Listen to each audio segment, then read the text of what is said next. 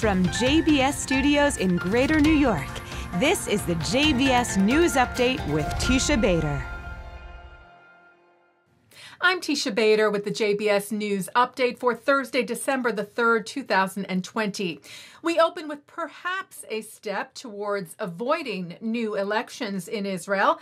Defense Minister Benny Gantz said today that he would meet with Finance Minister Katz this Sunday to discuss the state budget, which is at the core of ongoing conflict between Gantz's Blue and White Party and Israeli Prime Minister Benjamin Netanyahu's Likud, of which Katz is a member as well. As we've been reporting to you, the deadline to pass a budget for 2020-2021 is December the 23rd, and failure to do so could lead to the collapse of the government. We mentioned to you yesterday that a bill to dissolve the Knesset passed its first reading. Bahrain's Minister of Commerce, Industry and Tourism, Zayed Rashid Al Zayani, weighed in today on his stance on labeling products made in the West Bank and Golan Heights. Al Zayani spoke to Israeli reporters before wrapping up a 3-day visit to Israel. He told the Israeli media today that all goods and services from Israelis will be treated as products of Israel, suggesting that products from the West Bank and the Golan would not need any special labeling. He said, "We deal with Israel and Israeli companies like we would deal with an Italian or an Indian or a Chinese or a German company or a Saudi company for that matter. There are no restrictions or special treatment or special rules." He said, "We have started a new chapter with Israel."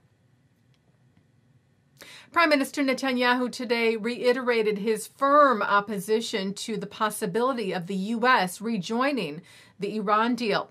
In a televised interview with the Hudson Institute's Michael Doran this morning, Netanyahu said it's a mistake to go back to the JCPOA. You shouldn't go back to that flawed agreement.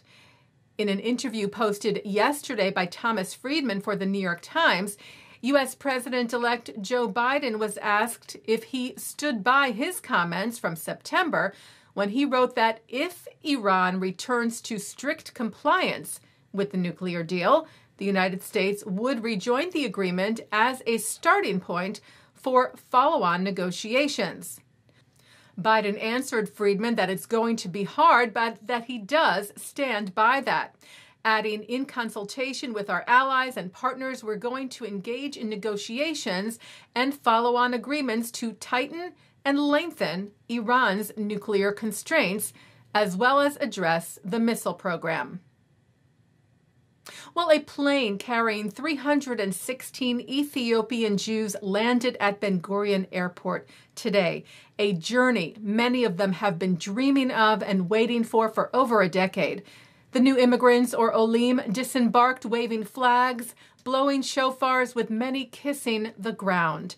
The flight was welcomed by Prime Minister Netanyahu and other Israeli officials and is part of the Prime Minister's plan to bring some 2,000 Ethiopian Jews to Israel in an operation called Tzur Yisrael, the Rock of Israel, a term that relates to the foundation of the Jewish state. There are thousands more waiting as well in Ethiopia. The Prime Minister welcomed the new arrivals, telling them, "I don't remember having been so moved for many years in such a clear image of Zionism.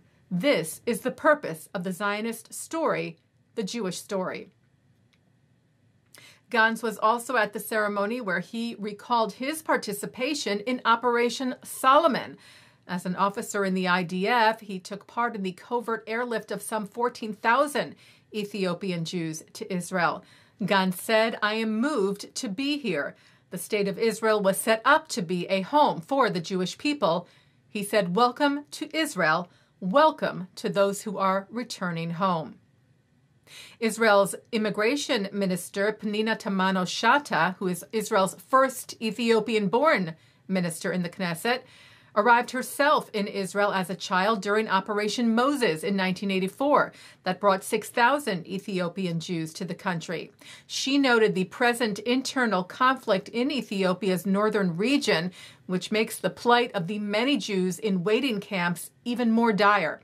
She said you can't imagine how dangerous the situation is now in Ethiopia, and promised that the Jews of Ethiopia will not be forgotten.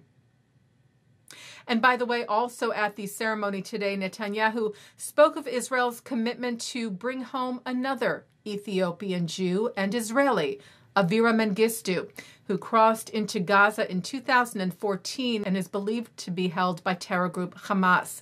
Mengistu is said to suffer from mental health issues. Netanyahu said that he has sent Deputy Public Security Minister Desta Yvarkin to Africa to advance issues relating to Sudan and relating to the return of Mengistu.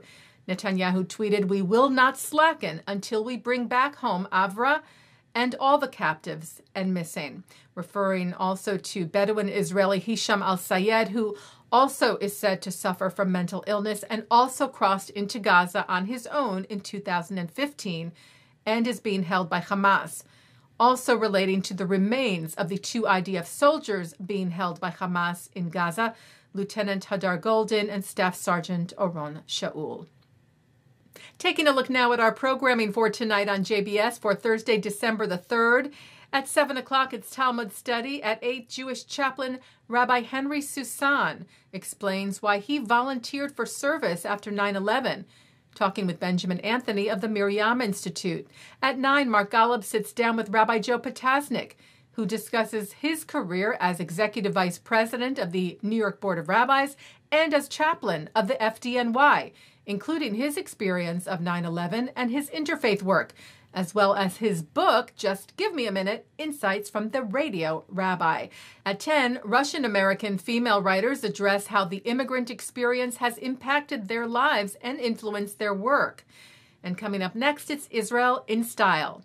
And that's the JBS News Update for Thursday, December the 3rd, 2020.